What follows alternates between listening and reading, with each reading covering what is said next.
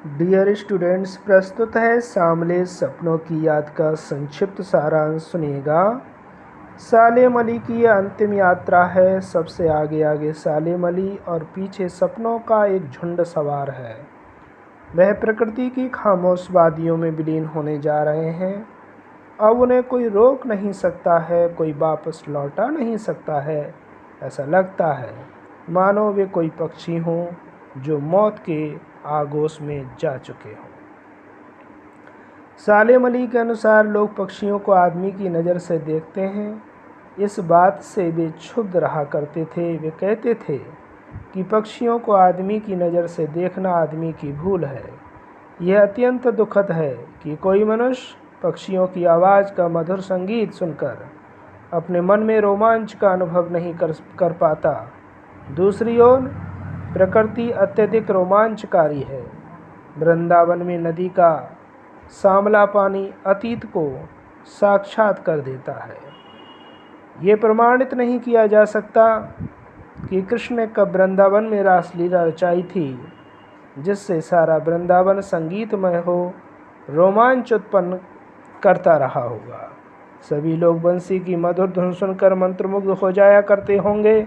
वे आज भी जब यमुना का सांवला जल वृंदावन में देखते हैं तो ऐसा लगता है कि अभी कृष्ण यहाँ आकर बंसी के जादू से पूरे वृंदावन को संगीतमय कर देंगे। वृंदावन कभी कृष्ण की बांसुरी के जादू से खाली नहीं हुआ है। सालेम अली अपनी कमज़ोर काया के बावजूद 100 वर्ष तक जीवित रहे, लेकिन लंबी लंबी यात्राओं ने उन्हें थका दिया था।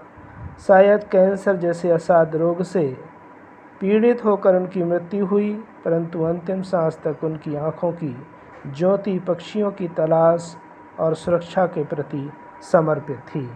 उनकी आँखों में चढ़ी दूरबीन अंतिम समय में ही उतरी थी। उन्होंने अपनी यह दुनिया अत्यंत परिश्रम से अपने लिए बनाई थी। इसमें उनकी पत्नी तहमीना का भी योगदान बहुत अधिक था। उनके लिए प्रकृति में चारों तरफ हंसती खेलती रहस्य भरी दुनिया फैली थी। सालेम अली उन लोगों में से थे जो प्रकृति के प्रभाव में आने की बजाय प्रकृति को अपने प्रभाव में लाने के कायल थे। सालेम अली तत्कालीन प्रधानमंत्री चौधरी चरण सिंह से एक बार मिले थे। उन्होंने साइलेंट वैली को रेगिस्तान हवाओं से सुरक्षित रखने के प्रश्न को लेकर अपनी चिंता व्यक्त की थी।